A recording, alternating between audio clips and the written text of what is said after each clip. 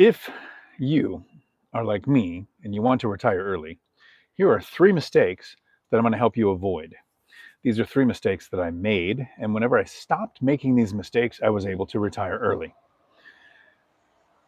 I'm going to get some pushback every time I've shared this information with my friends or family or people that I know, and I say these are some of the mistakes I was making that would have stopped me from retiring early.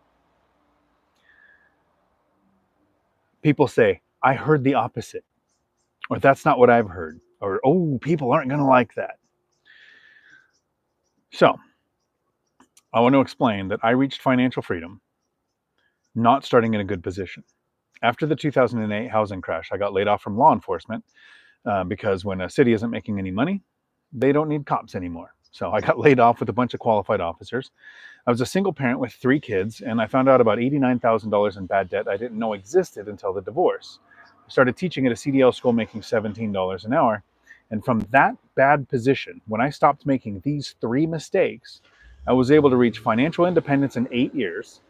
I continued working for 4 more years because I loved my job, but I retired in 2022 after about 12 years of investing, and I never have to work again in my life. Now, I can choose to work, but life is about choices. It's a lot more interesting when you have options. So here's the first mistake, and this is one, I'm telling you, I get pushback, and feel free to come at me in the comments because I don't care. Your negative opinion doesn't impact my ability to never have to work again. And because of these mistakes that I was making, when I stopped making them, work became optional. This first one makes sense if you want to retire, but I'm talking to those people who want to retire early, meaning before we're old or too old to enjoy that retirement. Because it's a good tax strategy, for many years I was maxing out my retirement contributions to retirement accounts. I worked at companies that had a 401k or a simple plan or left to in law enforcement, and I thought not paying money on taxes now will make sense. And this made sense when I thought I was probably going to work until I died or never retire. But when I changed my mind and I wanted to retire before the age of 59 and a half, because that's what a retirement account does, is it gate locks your money behind a fee and an age. I was maxing them out, avoiding taxes. Made a lot of sense. But what good would that money do me at the age of 52 when I wanted to retire? So in my 40s, I stopped maxing out my retirement accounts because there are 3 people getting super wealthy off your retirement account, and none of them are you. The first one is the government, because it is a tax delay device, not a tax avoidance system. You are hoping to retire broke in a lower tax bracket. You're hoping for taxes to be less in the future. Have you met the government? That's not going to happen. The next person that's getting rich off your retirement accounts is your employer. Right? When I was running the CDL school, when I got demoted down to president of the company, we put in a simple 401k plan as a recruitment and retention system to attract employees.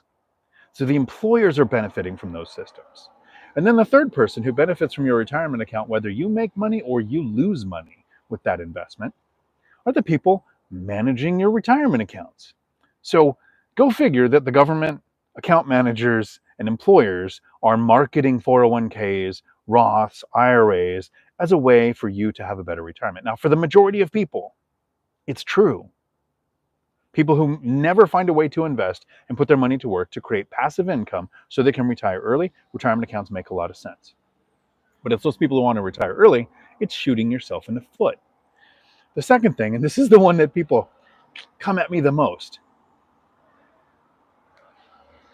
You cannot believe me all you want, but one of the dumbest things we can do if you want to retire early, not just retire, because this makes sense if you want to retire, but if you want to retire early, one of the dumbest things we can do is pay off our house.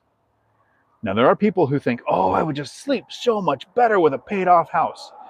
If you are starting and growing a business, because there's 3 main paths to reaching financial freedom. One is grow a business with it getting large enough for somebody else to run the day-to-day, which generally is going to involve debt, a small business loan, commercial lines of credit. And if you're focusing on paying off your house, which is the lowest down payment, best interest rate, fixed rate debt we can get, one of the benefits of living in the United States versus almost anywhere in the world is 30-year fixed rate debt on an asset that eventually can be paid off. But paying it off early is taking money out of a pool that you can be putting to work.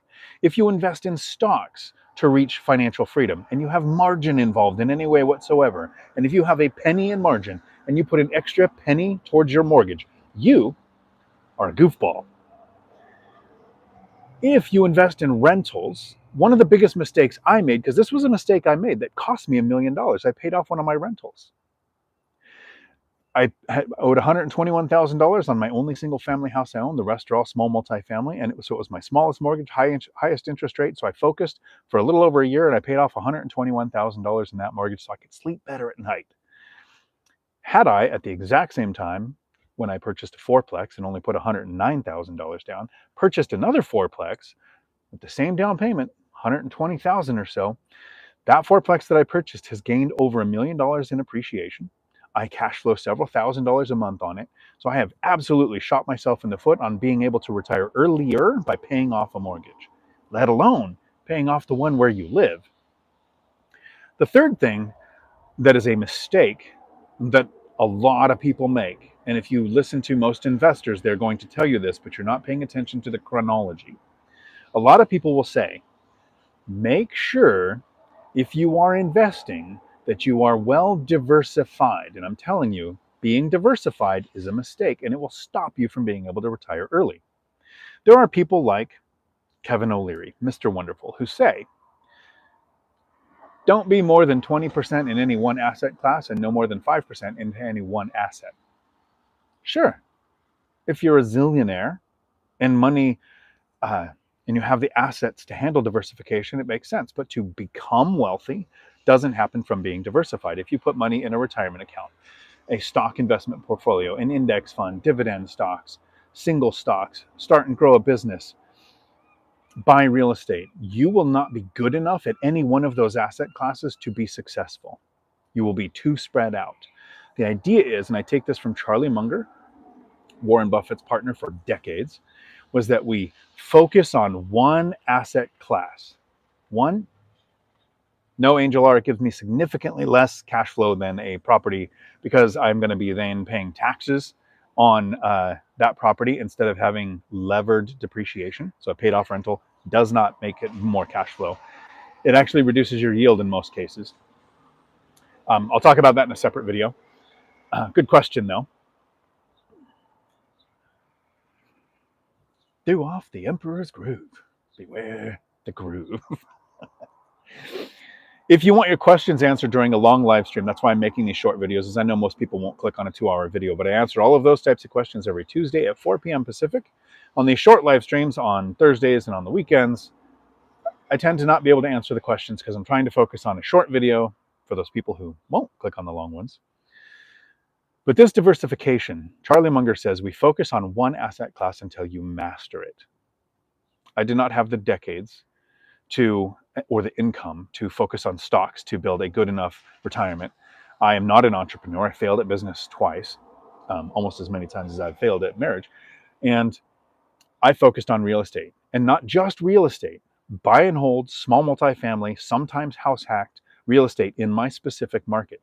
I don't know about storage facilities. I don't know about Airbnb, midterm, commercial, like buying at a distance, right? I focused and mastered my specific asset in my asset class. Now, I diversified in a couple of ways. My properties are more than 10 miles apart, close to several economic drivers. I have 1/3 military, 1/3 Section 8, and 1/3 working or retired tenants. So I am diversified in my asset class. So if you invest in stocks, focus on stocks, but I wouldn't do individual stocks. I'd have an index fund, right? A diversified stock portfolio.